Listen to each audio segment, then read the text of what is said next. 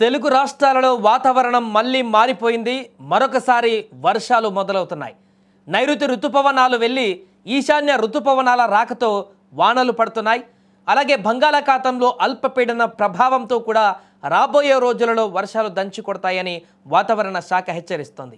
ఉపరితల ఆవర్తన ప్రభావంతో మంగళవారం నాటికి ఆగ్నేయ బంగాళాఖాతంలో అల్పపీడనం ఏర్పడనుందని, తర్వాత 48 గంటలలో పశ్చిమ మధ్య బంగాళాఖాతం ప్రాంతంలో వాయుగుండంగా బలపడే అవకాశం ఉంది. దీంతో ఆంధ్రప్రదేశ్, తెలంగాణలో వర్షాలు కురుస్తాయని కూడా వాతావరణ శాఖ అంచనా వేసింది. సోమవారం ఆంధ్రప్రదేశ్లోని బాపట్ల, ప్రకాశం, నెల్లూరు, చిత్తూరు, తిరుపతి జిల్లాలలో వర్షాలు కురిసేటువంటి అవకాశాలు ఉన్నాయని విపత్తు నిర్వహణ సంస్థ వెల్లడించింది. ఈ జిల్లాలలో అక్కడక్కడ మోస్తారు నుంచి భారీ వర్షాలు, మిగతా జిల్లాలలో పలుచోట్ల పిడుగులతో కూడినటువంటి తేలికపాటి నుంచి మోస్తారు వర్షాలు కురిసేటువంటి అవకాశం ఉందని కూడా తెలిపింది. భారీ వర్షాల నేపథ్యంలో ప్రజలు అప్రమత్తంగా ఉండాలని AP SDMA managing director Prakash Jain సూచించారు. ఇప్పటి నుంచే రైతులు వ్యవసాయ పనులలో తగిన జాగ్రత్తలు తీసుకోవాలన్నారు.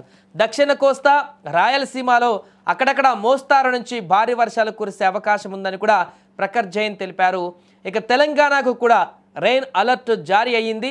సోమవారం భద్రాద్రి కొత్తగూడెం, ఖమ్మం, మహబూబాబాద్, వరంగల్, హన్మకొండ, జనగాం, యాదాద్రి భువనగిరి, రంగారెడ్డి, వికారాబాద్, మహబూబ్ నగర్, నాగర్ కర్నూల్, వనపర్తి, నారాయణపేట, జోగులాంబ, గద్వాల జిల్లాలలో వర్షాలు కురుస్తాయని కూడా హైదరాబాద్ వాతావరణ కేంద్రం తెలిపింది.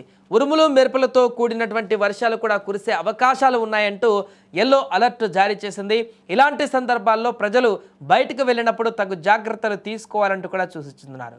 ఇక ఉరుములు మెరుపులతో కూడినటువంటి వర్షాలు పడ్డప్పుడు చెట్ల కింద కానీ, ఎలక్ట్రిక్ పోల్స్ వద్ద కానీ నిలబడకుండా ఉండాలంటూ కూడా చెప్తున్నారు. తగిన జాగ్రత్తలు తీసుకుని ప్రజలు ఈ యొక్క 2-3 రోజుల పాటు నిత్యం వార్తలను, కొంత న్యూస్ను తెలుసుకునేటువంటి ప్రయత్నం చేయాలంటూ కూడా చెప్తున్నారు.